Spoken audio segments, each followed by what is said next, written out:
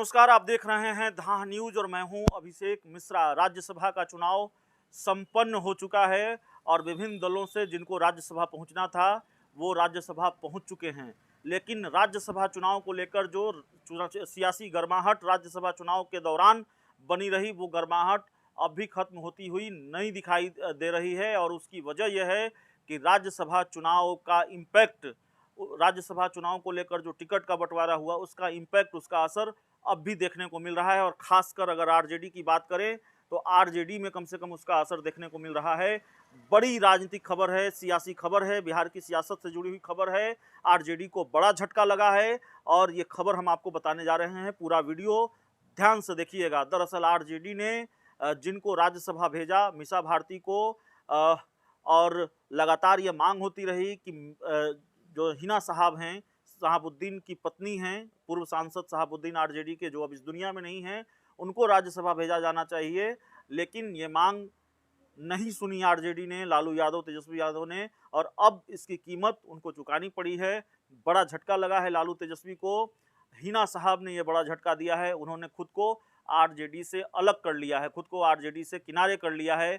हिना साहब का जो बयान सामने आया है मीडिया रिपोर्ट्स के हवाले से, इसका मतलब यही है, इसके मायने यही है कि हिना साहब ने आरजेडी छोड़ दी है, आरजेडी से खुद को अलग कर लिया है। दरअसल हिना साहब से जब आज ये पूछा गया कि आपके समर्थकों की, आपकी कार्यकर्ताओं की ये राय है कि अब आपको आरजेडी में नहीं रहना चाहिए, तो हिना साहब ने ये कहा कि वो किसी भी राजनीतिक दल में फिलहाल नहीं हैं, घर पर हैं और लोग उनसे मिलने आ रहे हैं, कार्यकर्ता अलग अलग जगहों से मिलने आ रहे हैं, समर्थक मिलने आ रहे हैं, उनसे बातचीत कर रही हैं और उसके बाद वो फैसला लेंगी कि उनको क्या करना है। बिहार में भी घूमेंगी, लोगों के घरों तक जाएंगी और उसके बाद वो डिसीजन लेगी कि आगे क्या करना है।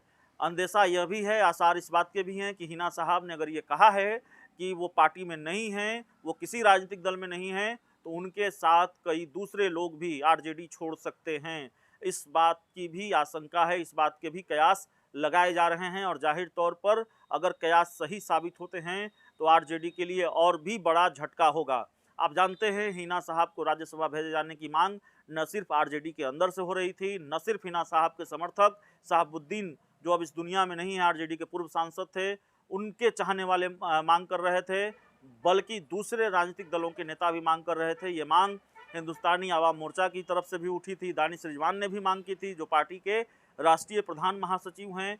ये मांग चिराग पासवान की पार्टी की तरफ से, लोक जनशक्ति पार्टी की तरफ से वो उठी थी कि हिना साहब को राज्यसभा भेजा जाना चाहिए। पार्टी के अल्पसंख्यक प्रकोष्ठ के प्रदेश अध्यक्ष इमाम गजाली ने भी मांग की थी। तो हिना साहब को राज्यसभा नहीं भेजा गया, उसकी कीमत चुकानी पड़ी है आरजेडी को। हिना साहब ने खुद को आरजेडी से अलग किया है। आगे वो क्या रास्ता तय करती हैं, ये देखना बड़ा दिलचस्प होगा। हिना साहब पर निगाहें टिकी हुई होंगी। तो इस पूरी खबर में इतना ही, इस पूरी रिपोर्ट में इतना ही। बहुत बहुत